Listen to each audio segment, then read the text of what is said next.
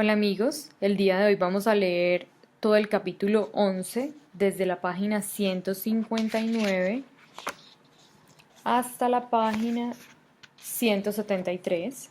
Vamos a leer un par de hojas más para completar el capítulo 11 el día de hoy. El capítulo 11 se llama Dominando la ligera ventaja. Comillas, hay una cualidad que uno debe poseer para ganar, y es la definición del propósito, el conocimiento exacto de lo que uno quiere y un deseo ardiente de poseerlo. Napoleón Hill, piense y hágase rico. Cuando usted era pequeño, se desplazaba por el mundo gateando sobre las manos y las rodillas. El resto de la gente caminaba y un día a usted se le ocurrió en esa cabecita que quizás podría intentarlo también. Una vez que surgió ese pensamiento, repentinamente dejó de lado el quizá. Usted tenía que intentarlo. Era la próxima frontera y punto. No había manera de que usted no lo intentara, fracasar en su esfuerzo y luego seguir intentándolo hasta dominarlo. Entonces, paso a paso, literalmente, usted comenzó a desarrollar las habilidades necesarias para caminar. Primero lo declaró, tal vez no en esas palabras. Las palabras eran un mundo aparte que todavía ni se le había ocurrido explorar. Al igual que el beisbolista Babe Ruth cuando señalaba el perímetro del campo de juego antes de pegar un home run, usted balbuceó, gruñó y farfulló, declamando de la única manera que sabía hacerlo. Prepárense, estoy por caminar. Luego se aferró de algo más alto que usted y se incorporó hasta ponerse de pie. Y ahí permaneció agarrado del corralito, de una silla o de su animal de peluche más grande, con las piernas temblorosas y con incertidumbre. Usted se soltó, sea a propósito o por accidente, y realmente no importó porque el resultado fue el mismo. Cataplum, cayó al piso. Y luego, enseguida, más tarde ese día o al día siguiente, volvió a intentarlo. Y luego lo intentó otra vez, hasta que finalmente pudo ponerse de pie, solito, sin agarrarse de nada. Acto seguido, dio un paso, y en ese paso usted asumió el manto del dominio. Sí, el dominio, en ese momento. No, todavía no había aprendido a caminar, no con el paso seguro que adquiriría en el futuro, y sí, probablemente volvió a caerse un minuto más tarde. Pero eso no importaba. Usted había dado el paso de Neil Armstrong y estaba encaminado. Pasitos de bebé. Lograr el dominio no es un lugar cacareado y elevado donde solo habitan unos pocos de la élite. La búsqueda de toda meta, objetivo o sueño, sea personal, profesional, espiritual o de otra índole, es un trayecto de la ligera ventaja de mejora, aprendizaje y refinamiento constantes. Pero el dominio no es un estado elevado que yace al final del camino, es un estado mental que yace al principio del mismo. El dominio es el acto de poner el pie en el camino y no de llegar a su fin. No es necesario que nazca con habilidades excepcionales para ingresar a la esfera del dominio, ni tampoco está reservada para los supertalentosos. Ni siquiera tiene que haber comenzado temprano. El trayecto ascendente del éxito sobre la curva de la ligera ventaja está abierto a todos los que están dispuestos a subirse al camino y permanecer en él. Pero usted llegará a conocer el camino únicamente si se sumerge de lleno en el proceso y la evolución diaria. Es así como adquirirá y refinará las habilidades y la conciencia que necesitará para dominar la ligera ventaja y por lo tanto dominar su éxito y su vida. Y todo lo que se necesita es dar el primer paso. Aquí está usted, terminando de dar su primer paso. Sabe que la gente grande que ha estado observando camina dando un paso detrás de otro. Usted los ve hacerlo. Pie derecho, pie izquierdo, pie derecho, pie izquierdo. Y entonces lo intenta. Termina de dar ese primer paso tentativo y épico y se prepara para dar el segundo, cuando de repente, cataplum, lo intenta otra vez y otra vez y otra vez.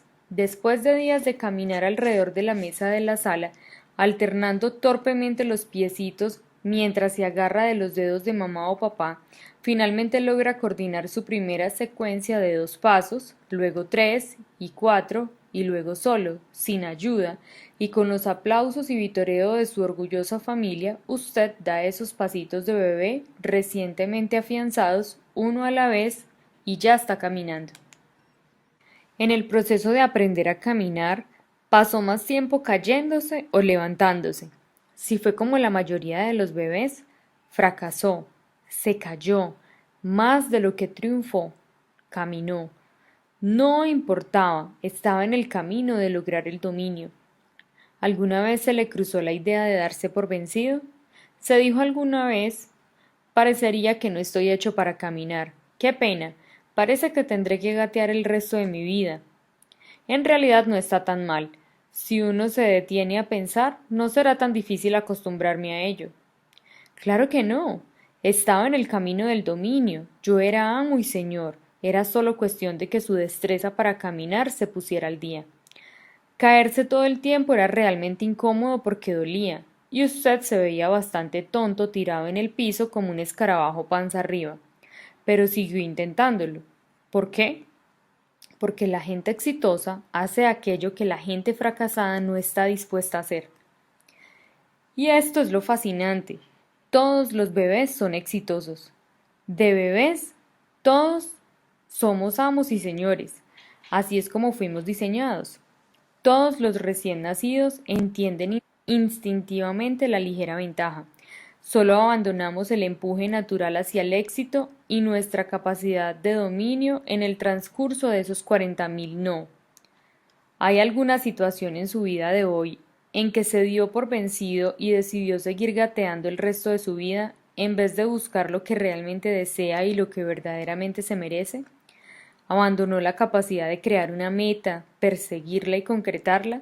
Si es así, debe preguntarse, ¿por qué es tan difícil o imposible hacer algo hoy que no tuvo problema en hacer cuando tenía menos de 1 año de edad?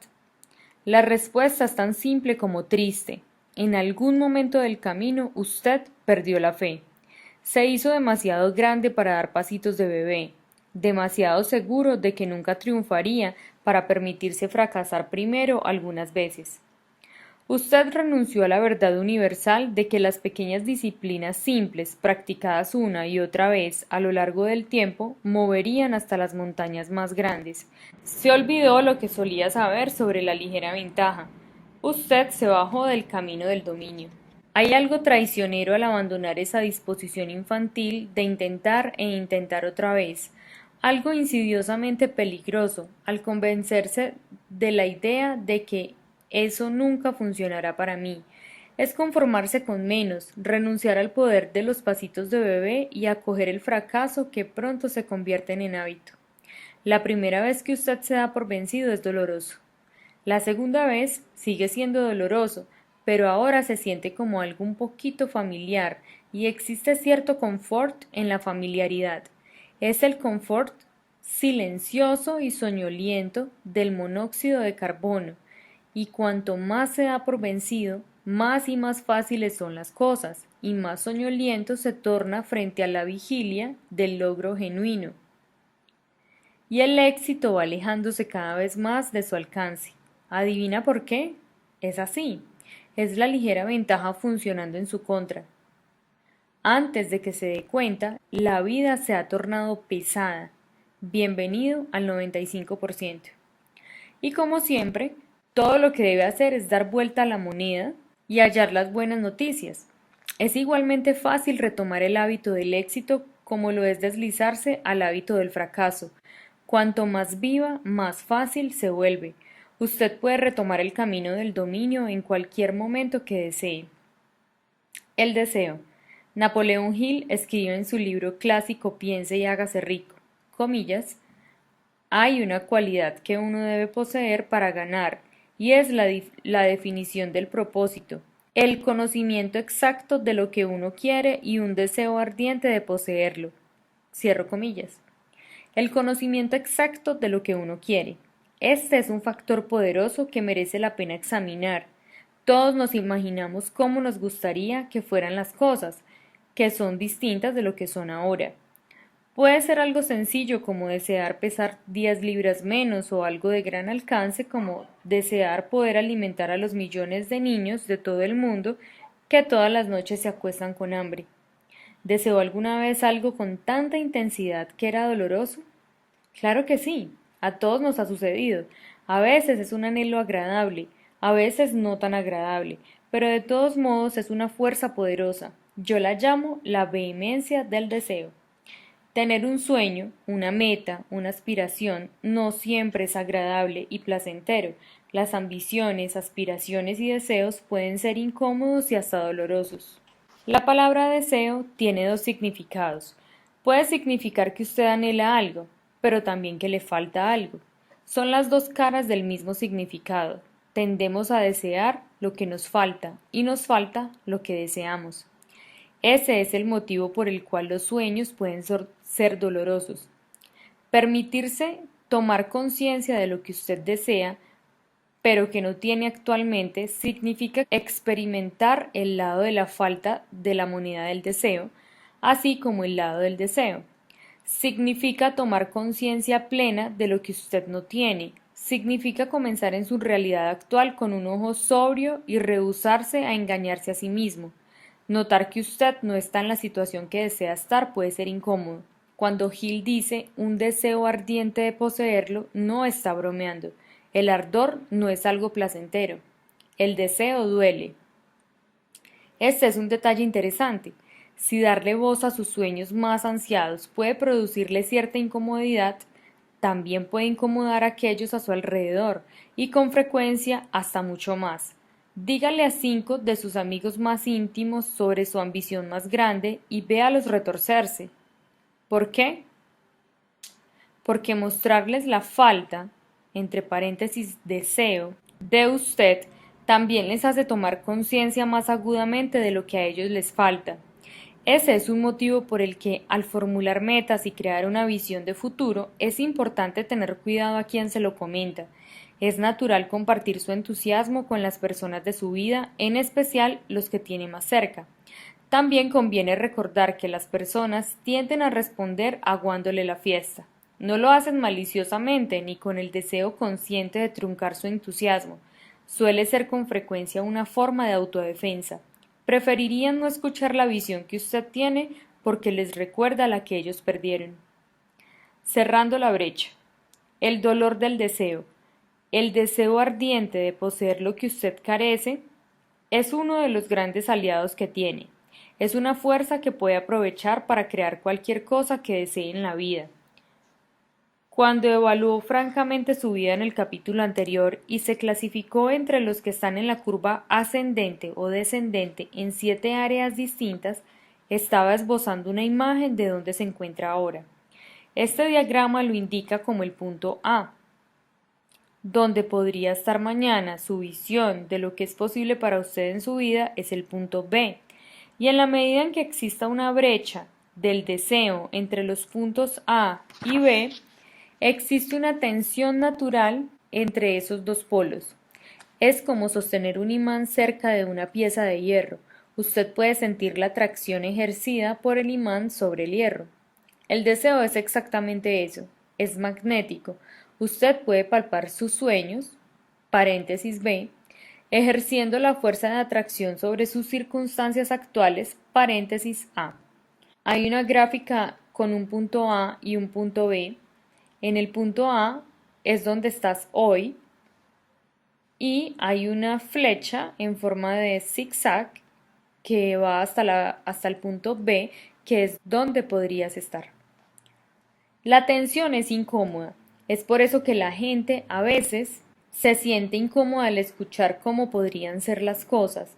Uno de los motivos por el que el famoso discurso, comillas, tengo un sueño, del Dr. Martin Luther King Jr. tuvo un impacto tan trascendental en el mundo y se grabó tan vívidamente en nuestra memoria cultural es que incomodó mucho al mundo de agosto de 1963. John Lennon pintó su imagen de un mundo más armonioso en la canción Imagine. En esa misma década lo asesinaron. Gandhi, Jesús, Sócrates. Nuestro mundo puede ser cruel con la gente que habla de una realidad mejor. Las visiones y los visionarios producen incomodidad en la gente. Estos son ejemplos particularmente dramáticos desde ya, pero el mismo principio se aplica a los sueños y las metas personales de gente de la que nunca oímos hablar.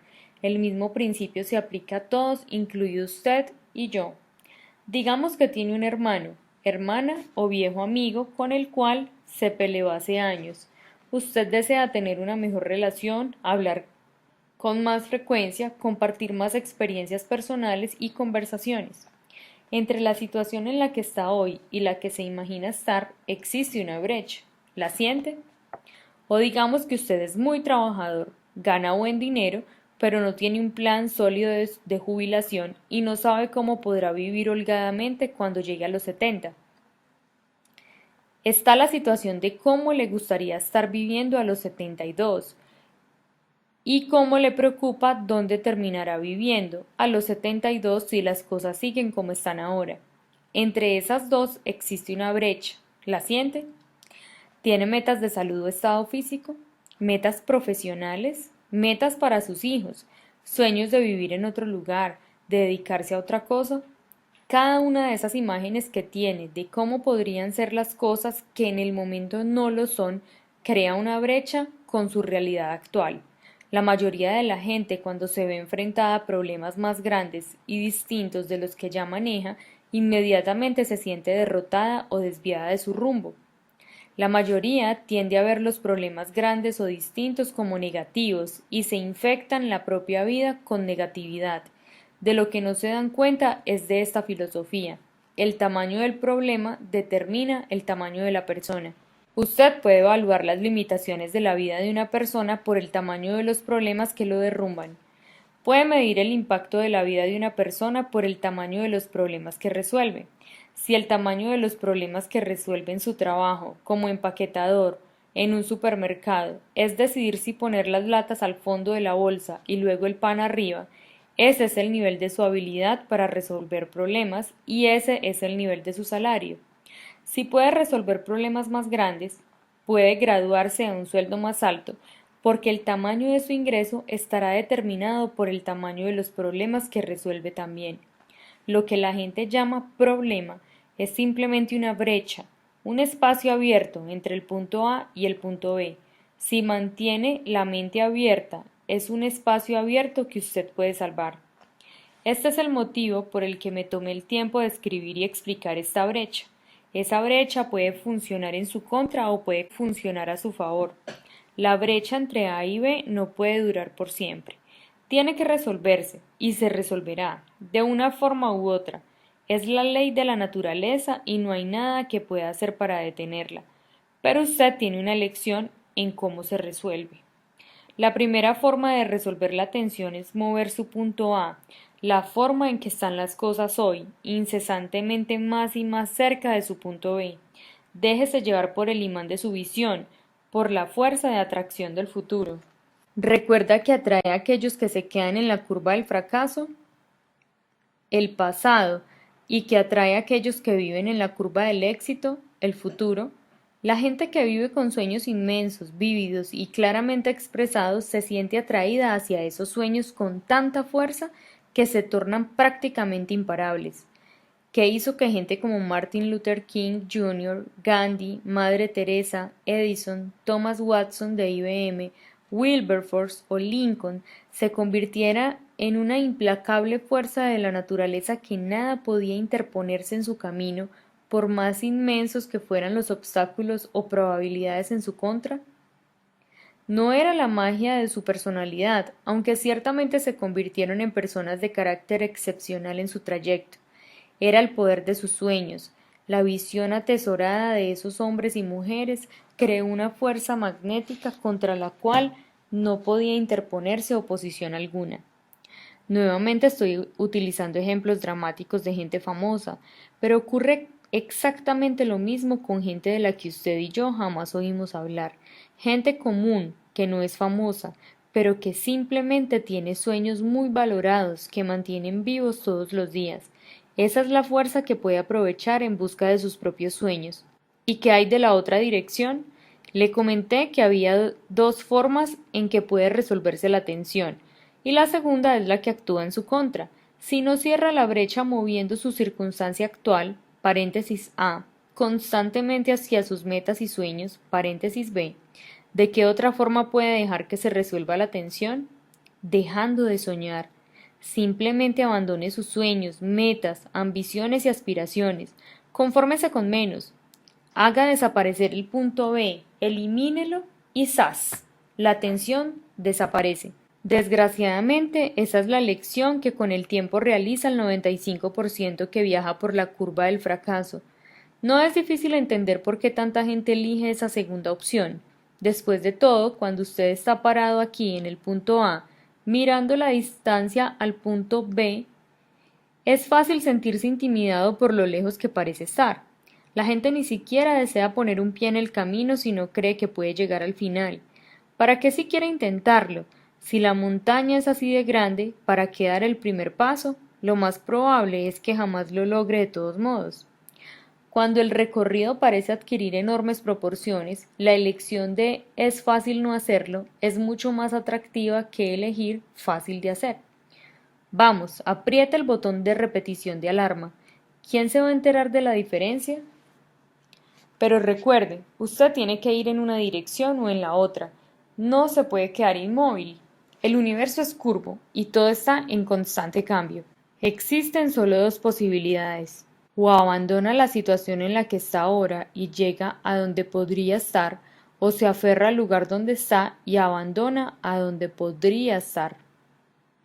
Usted está yendo a conseguir sus sueños o a renunciar a ellos, estirándose hasta alcanzar lo que podría hacer o conformándose con lo que es.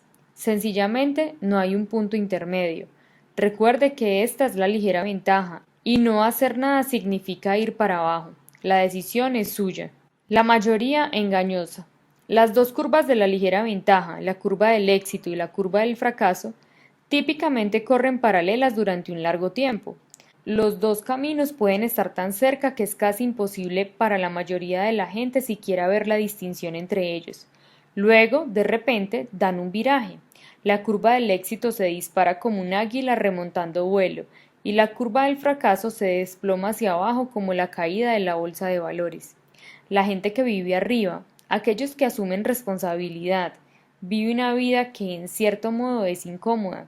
La gente exitosa hace lo que la gente fracasada no está dispuesta a hacer, lo cual significa con frecuencia vivir fuera de los límites del terreno conocido. Cuando usted es uno de cada 20, siempre va a estar yendo en la dirección opuesta de los otros 19. La gente del otro lado anda con las masas y su vida suele ser más cómoda durante ese primer periodo largo, pero se vuelve más incómoda a futuro. De pronto descubren que no tienen finanzas, que no tienen salud o felicidad, que dejaron de tener relaciones personales y que su vida se ha convertido en algo incómodo. En contraste, aquellos en la curva del éxito terminan cada vez más cómodos a medida que avanza su vida, porque durante el transcurso del tiempo siguen teniendo finanzas, salud y felicidad, relaciones y éxitos. En efecto, tienen más de esas cosas. Eso significa cambiar la manera de pensar sobre su terreno conocido. Es un cambio de filosofía. Significa aceptar vivir incómodamente a fin de lograr una vida que sea genuinamente cómoda y no engañosamente cómoda. Se dice que el gran filósofo alemán Arthur Schopenhauer observó lo siguiente: toda gran verdad pasa por tres etapas. Primero, se le ridiculiza. Segundo, se le rechaza con violencia. Tercero, se le acepta como algo evidente. Gandhi lo expresó así: primero te ignoran, después se ríen de ti, luego te atacan, entonces ganas. Ambas citas muestran una perspicacia brillante de la naturaleza del 95%. La mayoría siempre deja pasar la primera y la segunda fase y espera que la verdad sea evidente antes de sumarse a la causa. La clave del éxito es identificar esas cosas que con el tiempo van a convertirse en evidentes antes de que sean evidentes.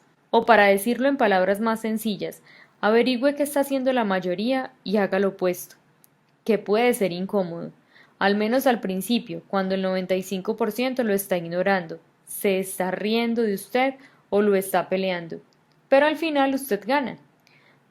Cuando usted se pasa al bando de la ligera ventaja, siempre gana. Claro que es preciso aplicar inteligencia y discernimiento. No puede pretender que las cosas surtan efecto para usted simplemente porque se está moviendo en contra de lo que está haciendo la mayoría. Ser contrario por contrariar es solo otra forma de conformidad. Usted sigue siendo un esclavo de la mayoría, pero lo expresa en términos de oposición. No obstante, las probabilidades son excelentes de que cuando usted se suba a la curva del éxito, lo esté haciendo solo, como lo hicieron Wilberforce, Edison o Lincoln. Haga lo que la mayoría no se atreve a hacer, arriésguese a ser el único, y no uno de los 19. ¿Lo criticará la gente? Desde luego, pero ¿vio alguna vez una estatua erigida para conmemorar a un crítico? No construimos estatuas para el 95%, las construimos para el 5%. Lo que aprendí de los funerales. Como mencioné antes, cuando trabajé para Texas Instruments, estaba preparado para ascender entre la directiva, pero la vida tenía otros planes para mí. Me presenté a trabajar y me pusieron en ventas. Me sentí horrorizado. No había manera de que pudiera hacer visitas de ventas sin fracasar miserablemente. No temía el rechazo, le tenía un terror paralizante al rechazo. Iba a tener que renunciar a ese trabajo en ese instante y volver a estudiar un posgrado como perro con la cola entre las patas. Pero para ese momento yo sabía que la gente exitosa hace aquello que la gente fracasada no está dispuesta a hacer. Me sentía entre la espada y la pared. Tenía que hacerlo y lo sabía. Para mi primera visita de ventas estudié los archivos de los clientes y encontré la cuenta más pequeña e insignificante que pude. Una tienda farmacéutica diminuta en Gainesville, Florida. Supuse que si iba a crear un problema, mejor hacer el menor daño posible. Manejé 2 horas y media para llegar a la tienda. Pálido del miedo, estacioné y me quedé en el estacionamiento una buena media hora, acercando la cara a la rejilla del acondicionador de aire que estaba encendido a toda marcha y sudando a chorros. Estaba aterrorizado. En ese momento lo más fácil del mundo hubiera sido quedarme en ese automóvil. En lo profundo, aunque todavía no tenía clara la filosofía de la ligera ventaja en mi vida, sabía que este pequeño error acumulado durante el tiempo me despojaría de todos mis sueños. Al prepararme para hacer mi primera visita de ventas, había estado literalmente orando para pedir ayuda. Y como suele suceder, cuando uno formula una pregunta con toda sinceridad, se me presentó la respuesta. En este caso, la respuesta fue un artículo que de casualidad había leído en una revista 1 o 2 días antes, un artículo sorprendentemente sobre funerales. Según leí, en un funeral normal, unas 10 personas lloran. No podía creerlo. Tuve que leer el párrafo una y otra vez para cerciorarme de que lo había entendido bien. ¿10 personas nada más? Quiere decir que paso por mi vida, dedico años soportando tribulaciones, logros, alegrías y sufrimientos, y al final de todo hay solo 10 personas en el mundo que se molestan en asistir al funeral y llorar por mí. Seguí leyendo el próximo párrafo. Fue de mal en peor. Una vez que esas 10 o menos personas habían sacado sus pañuelos y se habían sonado la nariz y mi funeral había terminado, el factor número 1 que determinaba cuánta gente continuaba del funeral al entierro era el clima. ¿El clima? Sí. Si justo llovía, comentaba el autor del artículo, el 50% de las personas que asistieron a mi funeral decidían que tal vez no iban a presenciar el entierro y se volvían a su casa. En verdad no podía creerlo. Quiere decir que estoy ahí muerto, en la gran conclusión de todo lo que dije e hice, de todo lo que yo llamo mi vida, en esos momentos finales cuando mis seres más queridos e íntimos relatan, reconocen y conmemoran mi existencia entera y cuya vida yo toqué tan profunda e intensamente, y la mitad de la congregación se va en medio de la despedida porque empezó a llover. Eso me deprimió de verdad cuando lo leí la primera vez, pero ahora sentado en mi vehículo afuera de esa pequeña tienda farmacéutica en Gainesville, descubrí que era liberador. ¿Sabes qué? Pensé, me importa un bledo lo que piense la gente sobre lo que hago. Si no es muy probable que vayan a llorar en mi funeral y que sea difícil que se queden para el entierro si el cielo decide llorar por mí más de lo que lloró la gente, ¿Por qué pierdo tanto tiempo preocupándome por lo que piensan ahora? ¿Por qué debo temer el rechazo? ¿Qué me importa que me den 1 o 2 portazos en la cara? ¿Por qué me debe preocupar lo que piensa la mayoría o lo que dice, piensa o hace el 95%? Enfrentarse a la verdad de su propia muerte también puede acercarlo cara a cara a algunas verdades importantes de la vida.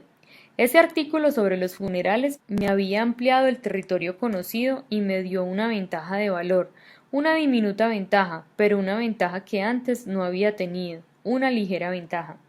Finalmente me armé de todo el valor que pude. Apagué el motor, entré y di lo que sin duda en mi opinión fue la peor presentación en la historia de las ventas. No compraron ni una cosa. En ese sentido fue un total fracaso, pero cuando regresé a mi automóvil estaba eufórico.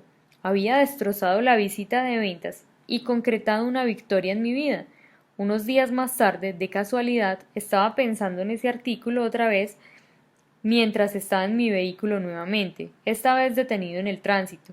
En ese momento miré por la ventana y entendí por qué el tránsito estaba detenido, por un cortejo fúnebre que pasaba.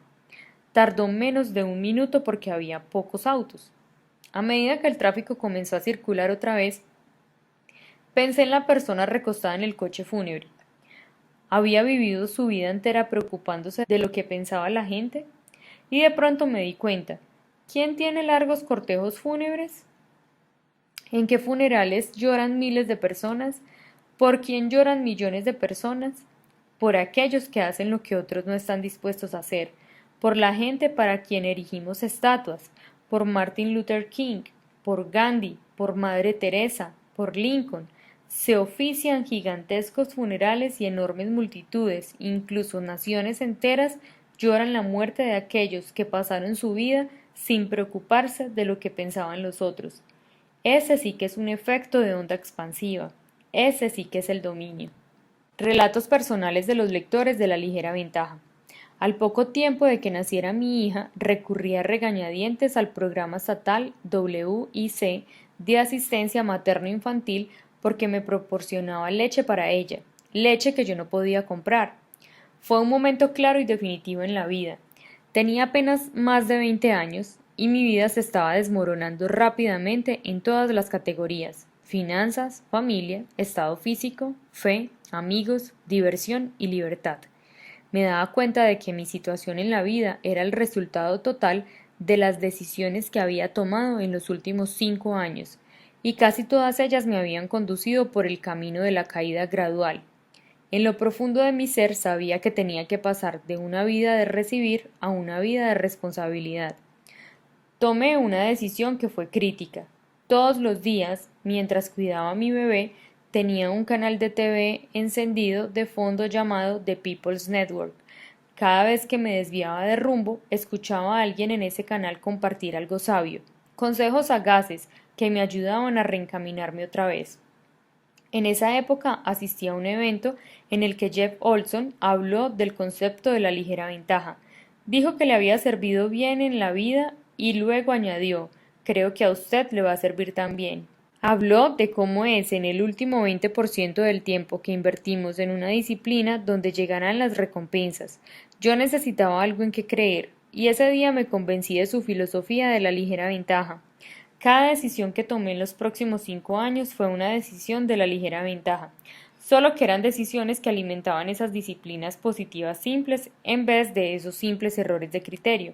La mayoría de mis decisiones ahora me conducían por el camino del crecimiento. Jamás olvidaré esos días de dificultades. Me desviaba del camino, me encauzaba, me desviaba, me encauzaba. Me di cuenta de que el proyecto era yo y puse manos a la obra. Leí y apliqué lo que había aprendido. Me dediqué y di lo mejor de mí. Apliqué una visión a largo plazo y demoré la gratificación. Sabía que para tener éxito debía hacer lo que otros no estaban dispuestos a hacer. Si iba a tener éxito, sería por mí mismo. Si iba a fracasar, sería por mí mismo. No podía culpar a nadie. No lo haría ni lo hice. ¿Fue fácil? No, para nada. ¿Valió la pena? Inmensamente. Con el tiempo comencé a alcanzar la magia del 20%, ese punto crítico del cambio de la ligera ventaja en mis finanzas y en mi familia, mi estado físico, mi fe, mis amistades y sí, la diversión y la libertad posteriormente. Me convertí en la prueba viviente de que la ligera ventaja funciona. Desde ese momento he enseñado la filosofía de la ligera ventaja a audiencias en más de 20 países. Diseñé una tabla de la ligera ventaja para mí y es la misma tabla que mi hija usó para mantenerse encaminada a su meta de llegar al cinturón negro en artes marciales, la misma que usó para desarrollar el hábito de leer 15 páginas de un libro de crecimiento personal todos los días, la misma que usó para desarrollar potentes habilidades de razonamiento crítico. Mi hija recién cumplió 18 años y acaba de embarcarse en un viaje de 90 días a Italia. Estoy fascinado por ella y un poco triste. La extraño. Sé que le irá bien. Después de todo, la filosofía de la ligera ventaja es ahora parte de su ADN. Ella tiene una hermanita de 3 años. Y sí, gracias a la ligera ventaja, esta vez puedo comprar la leche. Art Honak, Houston, Texas. Puntos esenciales del capítulo 11.